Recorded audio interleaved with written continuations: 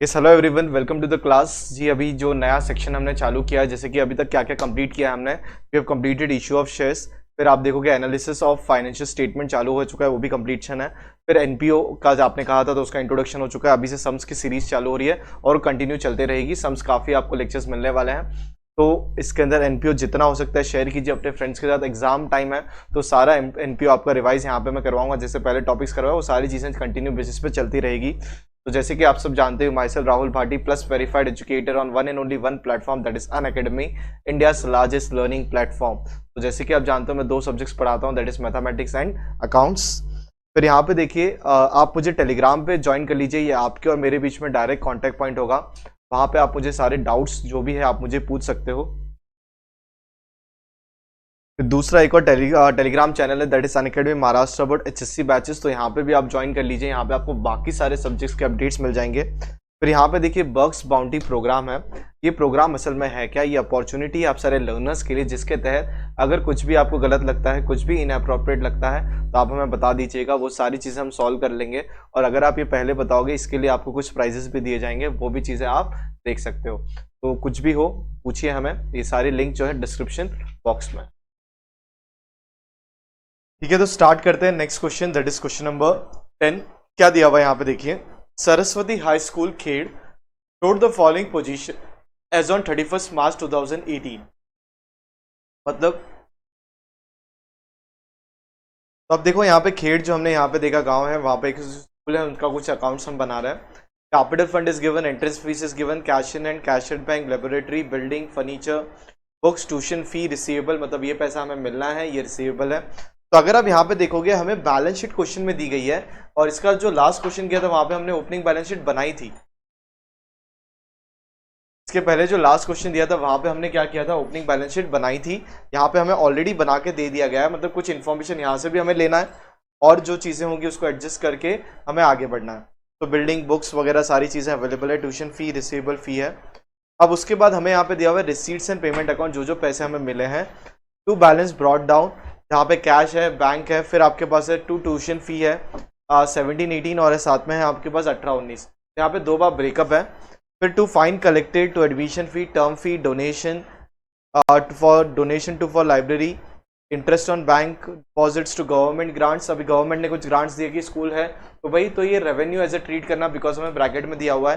फिर पेमेंट है आपके पास by salary to teachers, by salary to office staff, by books. अब यहाँ पे देखिए बुक्स आर परचेज ऑन 1/1/2019, तो एक तरीके से हिडन एडजस्टमेंट के रूप में काम आएगा। By printing stationery, annual gathering expense, फिर आपके पास है ऑफिस रेंट, फिर है रिपेयर्स, स्पोर्ट्स इक्विपमेंट, फर्नीचर। तो यहाँ पे देखिए फर्नीचर परचेज ऑन, तो ये एक तरीके से आपका एसेट की इसमें डॉट कर दोगे, बिकॉज फर्नीचर में आप इंक्रीज करना है, बुक्स में आपको वैल्यू बढ़ानी है ना, फिर जो डिप्रिसिएशन करना है वो करना है, बिकॉज ये पुराने बैलेंस शीट के साथ आपको आगे चलना पड़ेगा। समझ में आया, ऐसे क्वेश्चंस भी एग्जाम में पूछते हैं, ये चीजें ध्यान रखिएगा। अब और हमारे पास है कैश बैलेंस है, ठीक है। Tuition fee are outstanding for current year 5000, तो ट्यूशन फी पे जाके एक डॉट कर दो। तो 18-19 हमारा करंट ईयर है, तो यहाँ पे हमने क्या कर दिया, एक डॉट कर दिया।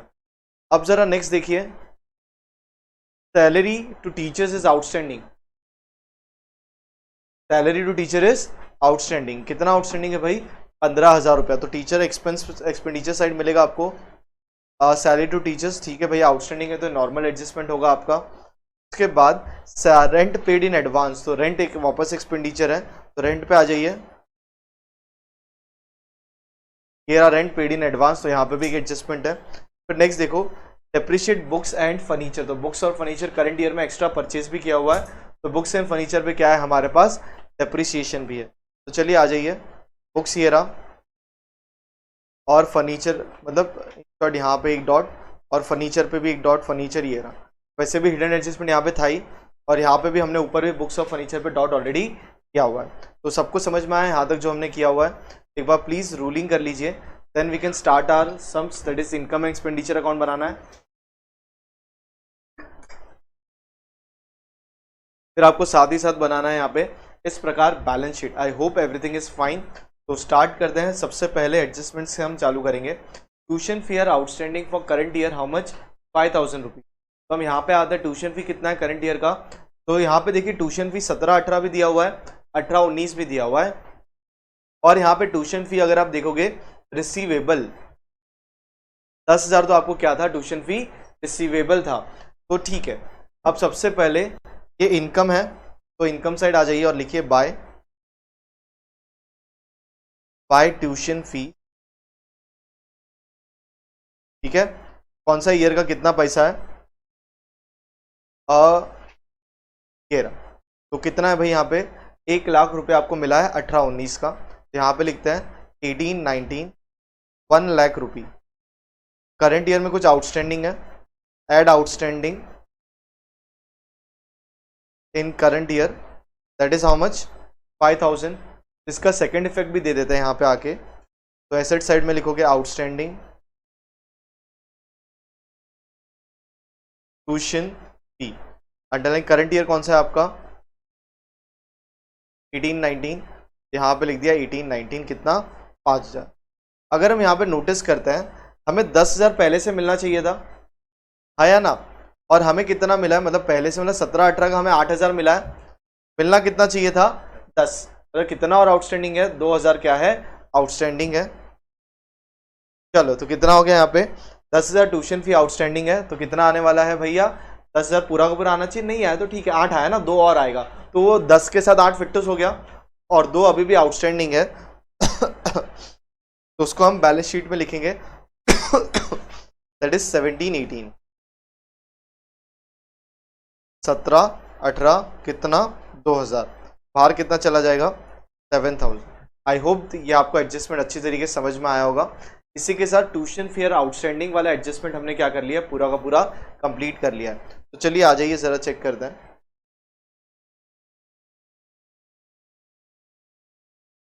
और कुछ है क्या ट्यूशन फी के इसमें, और कुछ भी यहाँ पे नहीं है। ये टोटल हम बाहर लेके जा सकते हैं, दैट इज 1,05,000। अब दूसरा एडजस्टमेंट लेते हैं, salary to teacher is outstanding, how much salary is outstanding, 15,000, 15,000 रुपये आपको देने हैं टीचर्स को। सबसे पहले खर्चे में आके देखिए टीचर्स को कितने पैसे देने हैं, एक्चुअली में देखोगे डॉट हमने किया हुआ है 1,80,000, तो 1,80,000 आपको चुकाना है, तो ठीक है चुका दीजिए, क्या जाता है। तो आप आइए एक्सपेंडिचर साइड, लिखोगे बाय सैलरीज टू टीचर्स, कितना लिखना है, दैट इज 1,80,000। अब ऐड करोगे outstanding salaries, that was how much, क्या कितना था भाई, 15,000। तो यहाँ पे आगे लिख दिया हमने 15,000। टोटल बाहर कितना जाएगा, 1,80,000 plus 15, that is 1,95,000। Outstanding expense मतलब क्या है, उस स्कूल के लिए लाइबिलिटी है, बिकॉज देना है टीचर्स को, उन्होंने काम किया हुआ। तो यहाँ पे हम पहुंचेंगे और बैलेंस शीट में लिखेंगे outstanding teachers salary, that is how much, 15,000। सबको समझ में आया यहाँ पे क्या है, 15,000 यहाँ पे क्या है, सीधा सीधा आउटस्टैंडिंग है। तो आई होप आपको ये सारी चीज़ें समझ में आ चुकी है। तो मूविंग फॉरवर्ड आगे बढ़ते हैं।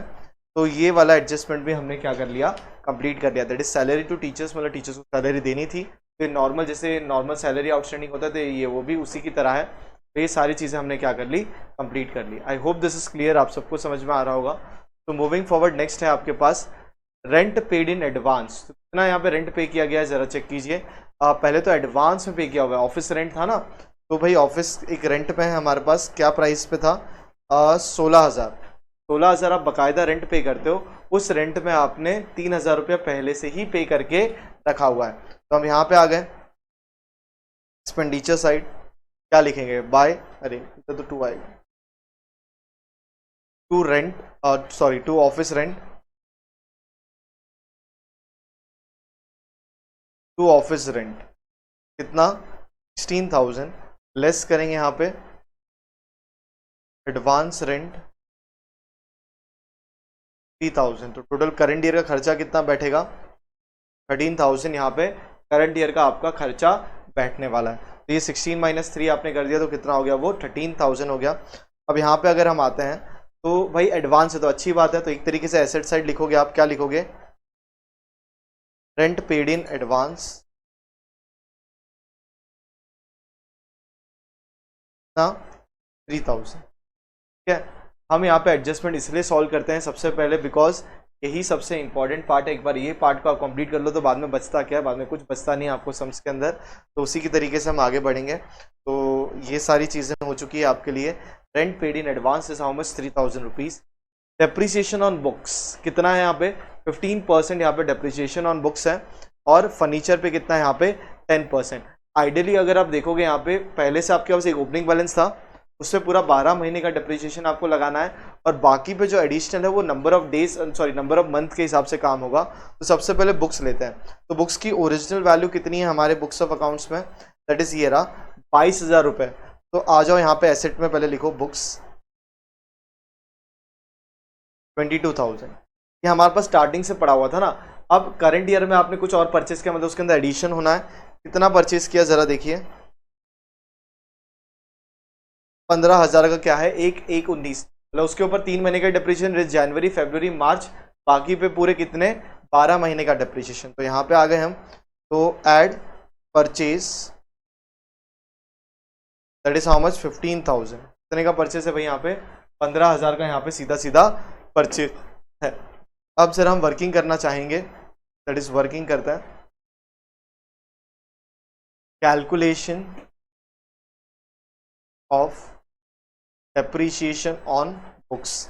तो टोटल कितने का बुक्स का वैल्यू हो चुका है आपका, अगर आप देखोगे यहाँ पे दैट इज कितना हो गया, 22 + 15 करोगे तो कितना हो जाएगा, 37,000 इस वैल्यू ऑफ बुक्स। तो स्प्लिट करोगे दो पार्ट में, एक ओपनिंग और आपने न्यू परचेस किया हुआ है। तो ओपनिंग यहाँ पे कितना है 22,000 और यहाँ पे कितना है आपका 15,000। Perfectly fine. तो यहाँ पे 22 हो गया, यहाँ पे कितना हो गया 15 हो गया। अब क्या करेंगे इसके लिए, और हम सोच समझ के बताना। अब इसके ऊपर पूरा 12 महीने का डिप्रिसिएशन निकालना है। एज कितना परसेंटेज है, 15%। तो इसके ऊपर 15% डिप्रिसिएशन निकालिए बुक्स पे, तो वो आपको मिलने वाला है 3,300। और 15,000 आपको निकालना है 3 महीने के लिए 15%, ये आपको मिल जाएगा 560। कैलकुलेशन अगर आपको चाहिए तो ले लीजिए।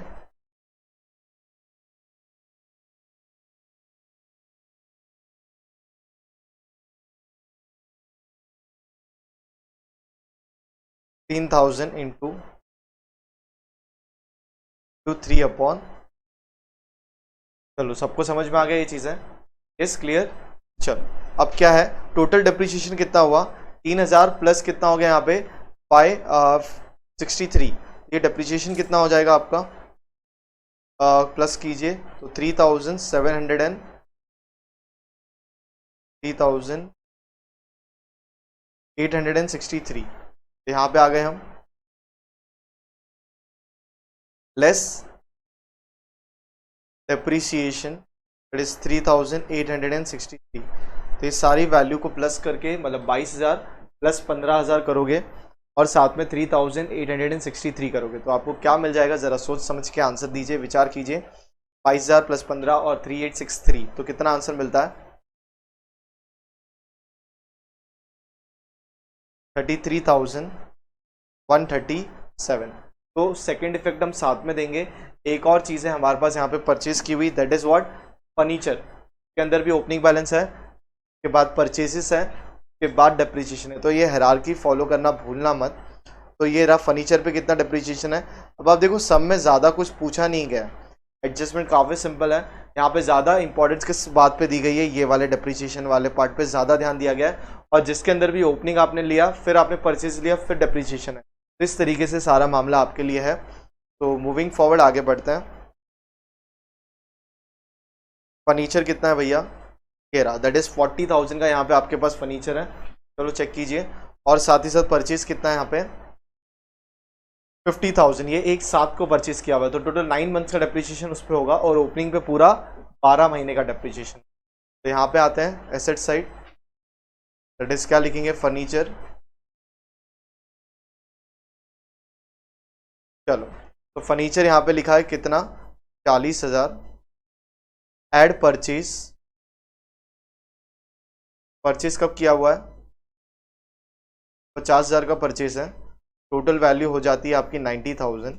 अब यहाँ पे लिख दो वर्किंग नोट 1, ताकि एग्जामिनर को जो पेपर भी चेक करे आपका, उसको भी पता रहे कि भाई स्टूडेंट ने कितने अच्छे से सॉल्व किया, प्रेजेंट किया हुआ है कि ये अमाउंट जो आया है। आप जाइए वर्किंग नोट नंबर 1 में जाइए, वहाँ पे आपको फुल फ्लेज सोल्यूशन के रूप में आपको डेटा अवेलेबल है कि भाई ये अमाउंट इस तरीके से कैलकुलेट करके यहाँ पे लिखा गया है। तो ये सारी चीज़ें आपको प्रेजेंटेशन के इसमें काफ़ी काम आएगी। अब यहाँ पे working note 2, that is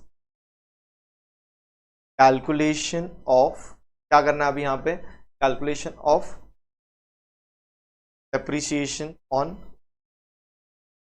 furniture. ठीक है भाई, क्या क्या चीज़ें हैं ज़रा सोचो समझो और लिखो।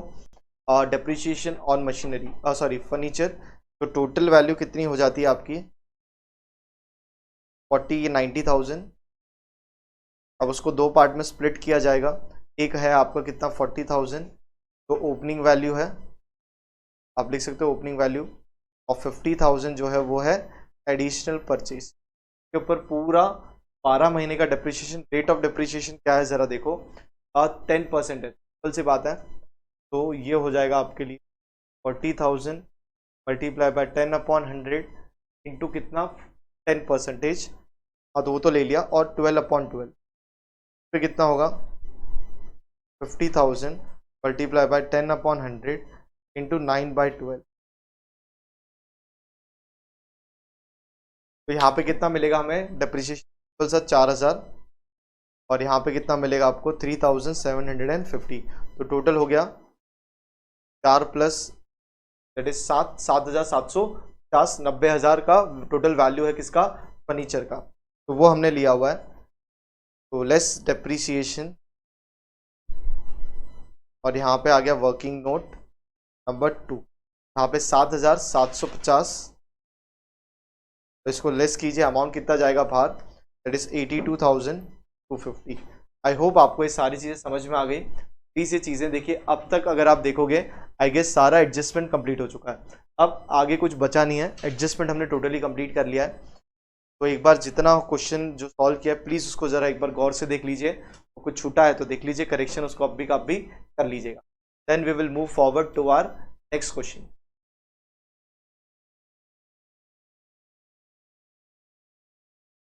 है सिंपल रखिए उसको और आसानी से सॉल्व कीजिएगा, कभी आपको दिक्कत होने वाली नहीं है। मूविंग फॉरवर्ड आगे बढ़ते हैं। अभी अब एक एक पोस्टिंग करते हैं। कैपिटल फंड अभी है ना, ओपनिंग भी उठा लेंगे, या तो आपके ऊपर है आप कैसे करते हो, पहले ये करना चाहो तो ये कीजिए, कोई दिक्कत नहीं है। अब जरा देखते हैं यहाँ पे क्या क्या चीज़ें हैं हमारे पास। पहले ओपनिंग कैपिटल फंड है कितना 6,80,000 ना, बैलेंस शीट से उठाना है। यहाँ पे ध्यान दो कैसे, जब बैलेंस शीट है और यहाँ पे पोस्टिंग कैसे की जाती है, जब आपके पास रिसीट एंड पेमेंट अकाउंट है, दोनों में से कुछ ना कुछ आपको मिलेगा कॉमन, तो उसको कैसे साथ में लेके करना है। कैपिटल फंड तो 6,80,000, तो ये तो ठीक है। यहाँ पे आ जाइए कैपिटल फंड,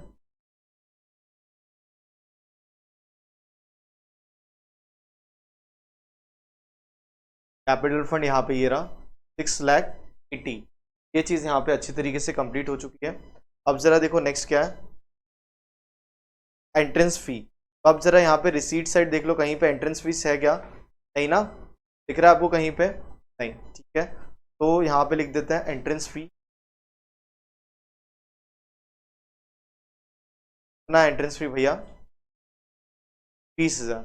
ये एंट्रेंस फी यहाँ पे क्या है 20,000 के रूप में आपने दिखा हुआ है कि आप एक बैलेंस शीट में लेजर, मतलब एक लेजर को आप रख रहे हो एंट्रेंस फी के नाम पे, पैसा आप कलेक्शन करके रख रहे हो और कैपिटलाइज एक तरीके से बाद में उसको कुछ यूज़ किया जाएगा हैवी परचेज करने के अंदर। ये इस प्रकार सारी चीज़ें होती है। तो अब ज़रा देखो नेक्स्ट क्या है। अभी अब मैं पूरा रिसीट साइड ले लेता हूँ, उसके बाद एसेट को मैं बाद में देख लूँगा, या कैश इन हैंड, तो क्योंकि एक्सपेंडिचर के साथ मुझे मिलाना है इसके लिए। तो यहाँ पे बिल्डिंग लेबोरेटरी ठीक है, चलो। तो बैलेंस ब्रॉट डाउन, कैश और बैंक का कुछ लेना देना नहीं है क्योंकि ओपनिंग है। ट्यूशन फी ऑलरेडी हो चुका है, 17, 18, 18, 19 हमने कर लिया है। अब देखो फाइन कलेक्टेड कितना है भाई यहाँ पे 2,000, तो ये आपके लिए क्या है इनकम है, यस और नो। और क्या है साथ में आपके पास, जरा चेक कीजिए, फाइन कलेक्टेड है, कितना फाइन कलेक्ट किया हुआ है 2,000 रुपया।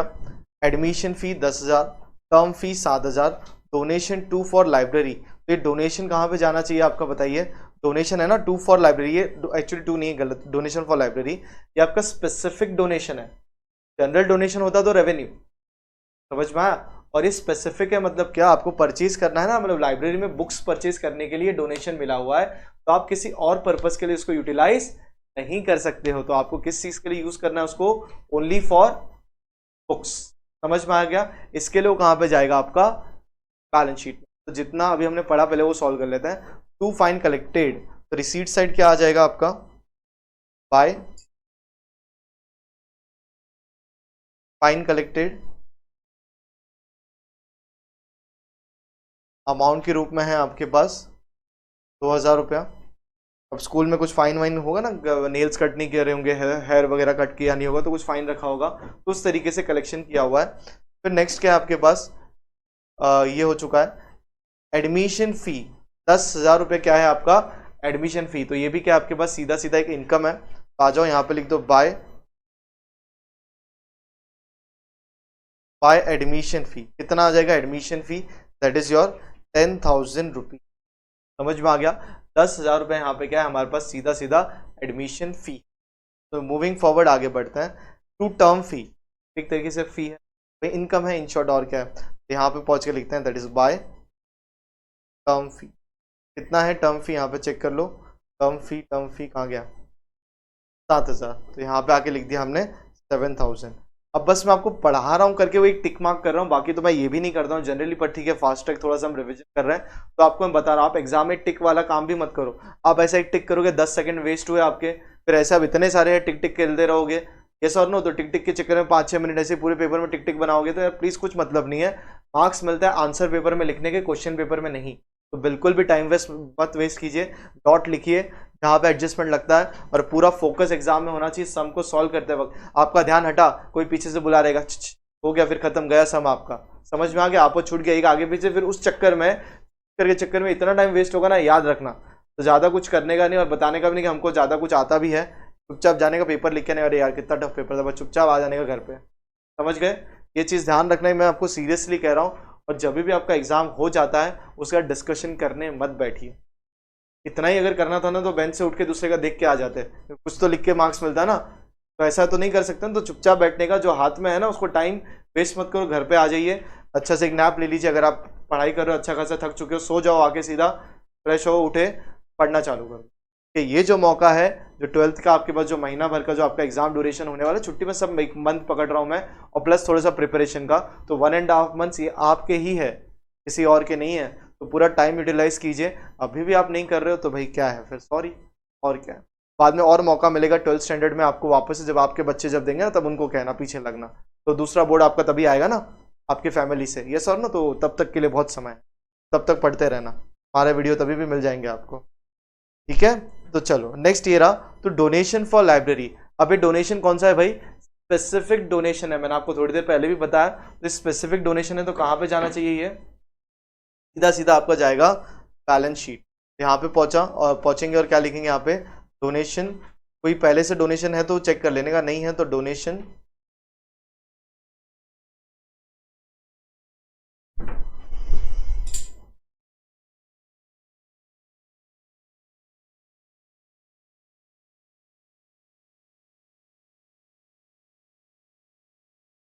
Donations for library.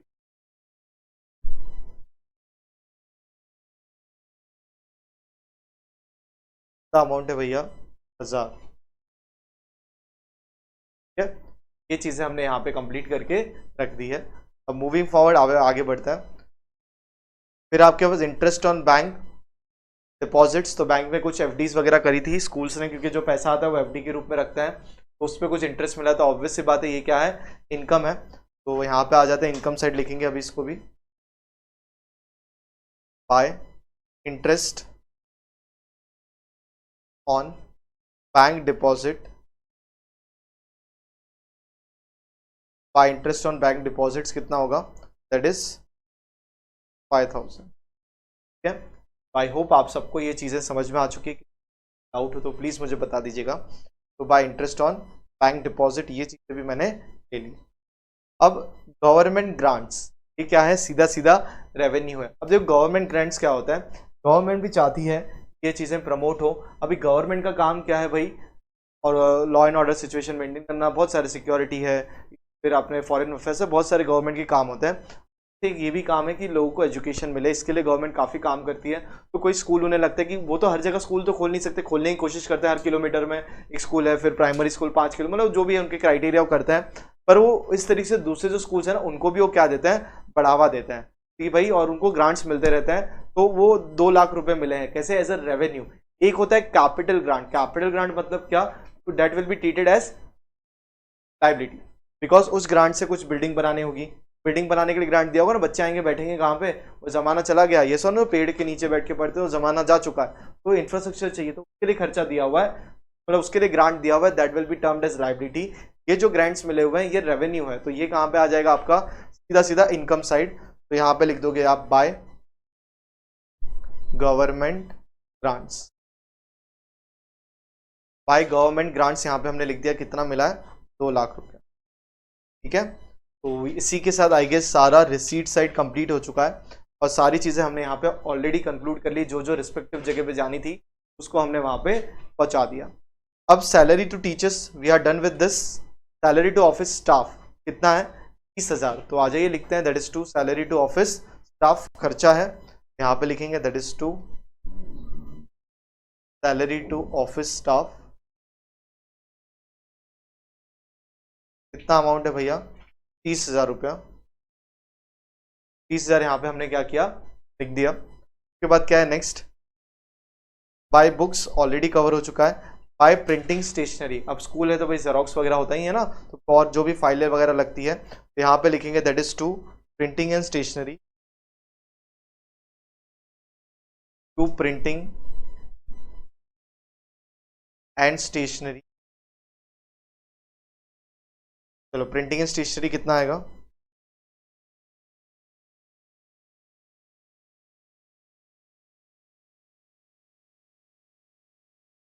5,000 रुपया। यहाँ पे 5,000 रुपये खर्चा हुआ है किस चीज़ के लिए, प्रिंटिंग एंड स्टेशनरी के लिए, यहाँ पे सीधा सीधा क्या है, खर्चा है। तो अब आगे बढ़ रहे हैं अभी हम। बाय एनुअल गैदरिंग एक्सपेंस होता है ना, क्या कहते हैं, एनुअल फंक्शन होता है स्कूल में, ये सर नो, वहाँ पे सब अलग अलग पेरेंट्स को भी मतलब पेरेंट्स को भी बुलाया जाता है, चीफ गेस्ट को बुलाया जाता है, सब स्टूडेंट्स परफॉर्म करते हैं, तो वो एनुअल फंक्शन है, तो उसके बारे में यहाँ पे सारा की सारा खर्चा हुआ है। तो यहाँ पे खर्चा कितना है एनुअल गैदरिंग का, 10,000। तो एनुअल गैदरिंग एक्सपेंस तो यहाँ पे लिख देंगे printing station, that is to annual gathering expense. कितना हुआ है भाई, 10,000 रुपी। तो ये 10,000 का यहाँ पे क्या है, सीधा सीधा खर्चा, जो कि हम यहाँ पे क्या कर दिया है, बुक कर दिया है। अब उसके बाद देखिए, by office rent we have already completed with this. By rent, यहाँ पे वो कुछ भी नहीं, ट्रेडिंग में डालो, पीएनएल में डालो, भाई सीधा बात है, खर्चा है तो एक्सपेंडिचर। इनकम है तो भाई इनकम में लिख दो, करंट ईयर का नहीं है तो भाई बैलेंस शीट और वगैरह दूसरी जगह पे है ना, सॉरी करंट ईयर का है तो ही लिखना है, अदरवाइज बैलेंस शीट। चलो नेक्स्ट, बाय रिपेयर्स 15,000, यहाँ पे पहुंच के लिखेंगे दैट इज टू रिपेयर्स 15,000। के बाद नेक्स्ट क्या है आपका, बाय स्पोर्ट्स इक्विपमेंट, तो भाई स्कूल है तो स्पोर्ट्स इक्विपमेंट वगैरह खरीदा जाता है, यहाँ पे लिखेंगे that is to sports equipments. कितना आएगा, स्पोर्ट्स इक्विपमेंट कितना आ जाएगा, दैट इज 5,000। चलो, तो अब क्या कर रहे थे हम, स्पोर्ट्स इक्विपमेंट, तो यहाँ पे लिखते हैं दैट इज, अच्छा हो गया 5,000। अब क्या नेक्स्ट हमारे पास, फर्नीचर ऑलरेडी हो चुका है। अब है हमारे पास बाय बैलेंस कैरी डाउन, तो ये जो बैलेंस है क्लोजिंग बैलेंस है आपके लिए, किसके मतलब कैश इन हैंड, और आपका क्या है आपका बैंक, तो ये भी बैलेंस शीट में आके लिख देते हैं। तो कैश इन हैंड, और यहाँ पे आपके पास कैश एट बैंक। अमाउंट ले लीजिए कितना है, 8,000 और 12,000, टोटल कितना हो गया यहाँ पे 20,000। तो इसको भी हमने बाहर ले लिया। एक बार ये भी सारी चीज़ें हो चुकी है, एक बार पुराने बैलेंस शीट में चले जाइए, देखिए कुछ क्लोजिंग बचाया गया। लेबोरेटरी और बिल्डिंग, ये दो एसेट्स है, ये हमने ऑलरेडी लिए हुए नहीं, प्लीज़ इसको ले लीजिए। लेबोरेटरी 15,000 का बनाया हुआ लैब जिसको कहते हैं हम,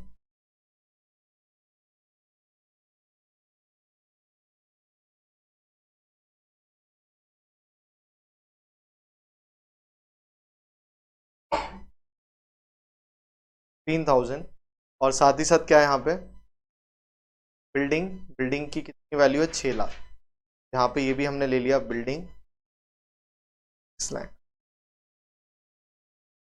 इसी के साथ सारे की सारी चीज़ें आई गेस हो चुकी है। बिल्डिंग, फर्नीचर, ट्यूशन की रिसीवेबल हमने एडजस्ट कर लिया था, और कैपिटल फंड हो चुका है, आई गेस सारी चीज़ें हो चुकी है, एडजस्टमेंट भी हो चुका है। एक बार ज़रा सारी चीज़ देख लीजिए देन, और पेंसिल डूडल भी निकाल के रखिए, देन हम लोग इसको साथ में क्या कर लेंगे, टैली कर लेंगे। आप बस चेक करना, मैं आपको आंसर्स दे दूंगा, टैली आपको खुद को करना है, तो प्लीज़ ये सारी चीज़ें तो ये फटाफट कीजिए। एक एडजस्टमेंट रह गया, दैट इज मतलब सेकंड इफेक्ट टू डेप्रीसिएशन, तो मैं अभी पास कर देता हूँ। डेप्रीसिएशन किस चीज़ पे था, एक था आपका बुक्स पे और एक था आपका फर्नीचर पे। बुक्स पे डेप्रीसिएशन कितना था भाई, 3863, 863, और आपका फर्नीचर पे 7750, 7750, ये टोटल जाएगा 311, 7600, पक्का यही है। तो फटाफट टोटल दीजिए, और यहाँ पे मैं भी टोटल लिख लेता हूँ आपके लिए।